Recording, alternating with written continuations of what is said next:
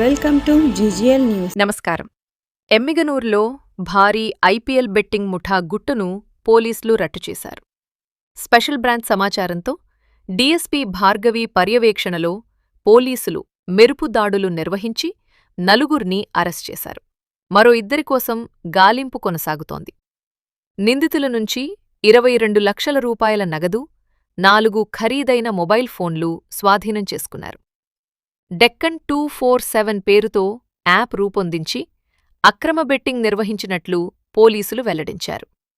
Betting యాప్లకు దూరంగా ఉండాలని, సమాచారం ఉంటే వెంటనే 112కు తెలియచేయాలని డీఎస్పీ భార్గవి సూచించారు. ఐపీఎల్ సీజన్ లో క్రికెట్ బెట్టింగ్ పాల్పడుతున్నారనే సమాచారం మాకు రావడంతో ఎస్బీ వాళ్ళ ఇన్ఫర్మేషన్ తో మన టౌన్ సిఐ గారు అయిన శ్రీనివాసులు గారు, అలాగే టౌన్ ఎస్ఐ గారు మధుసూదన్ గారు, వీరందరూ ప్రత్యేక బృందాలుగా ఏర్పడి మా కర్నూలు ఎస్పీ గారైన విక్రాంత్ పాటిల్ సార్ వారి ఆదేశాలతో నా పర్యవేక్షణలో ఒక 6గురిని ముద్దాయిలుగా తేల్చడం అయినది.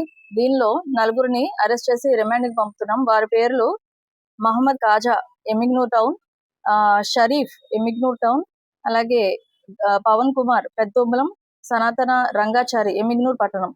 వీరిలో ఇంకొక ఇద్దరు అనగా శివమూర్తి ఆదోని, పీరా సిరుగుప్ప, వీళ్ళిద్దరూ పరారీలో ఉన్నారు. వీళ్ళిద్దరు గురించి కూడా ముమ్మరమైన దర్యాప్తు జరుగుతుంది. వాళ్ళని కూడా తొందరలో ట్రేస్ చేస్తాం. ఈ 4గురి దగ్గర నుంచి 22 లక్షలు సీజ్ చేయడం అయింది. అలాగే 4 మొబైల్ ఫోన్లు సీజ్ చేయడం జరిగింది. వీళ్ళ విచారణలో మనకు తేలింది ఏంటంటే వీళ్ళందరూ కూడా ఫిజికల్ గా కాకుండా ఆన్లైన్ బెట్టింగ్ యాప్ ద్వారా ఈ ఐపీఎల్ క్రికెట్ బెట్టింగ్ కి పాల్పడుతున్నారు. డెక్కన్ 247 అనే బెట్టింగ్ యాప్ ద్వారా చేస్తున్నారు. దీనిలో మెయిన్ అడ్మిన్ వచ్చేసి పరారీలో ఉన్న ఆదోని పట్టణవాసి అయిన శివమూర్తిగా తేలింది. అతని కోసం ముమ్మర దర్యాప్తు చేపడుతున్నాము. అలాగే ఎవరైనా కూడా ఇటువంటి యాప్స్ లో పాల్గొని వారి జీవితాలని నాశనం చేసుకోవద్దు.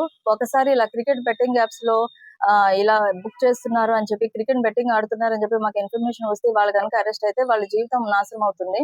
ఎక్కువగా యువత ఇలాంటి ప్రలోభాలకు లోనై వీటిల్లో క్రికెట్ బెట్టింగ్ చేస్తూ తక్కువ టైంలో ఎక్కువ మనీ వస్తుందని ఎవరైనా ఆశ చూపించి వాళ్ళని ఇలాంటి ప్రలోభాలకు లోనైనట్లయితే వాళ్ళందరి మీద మా నిఘా ఉండి వాళ్ళ మీద కఠిన చర్యలు తీసుకుంటాము.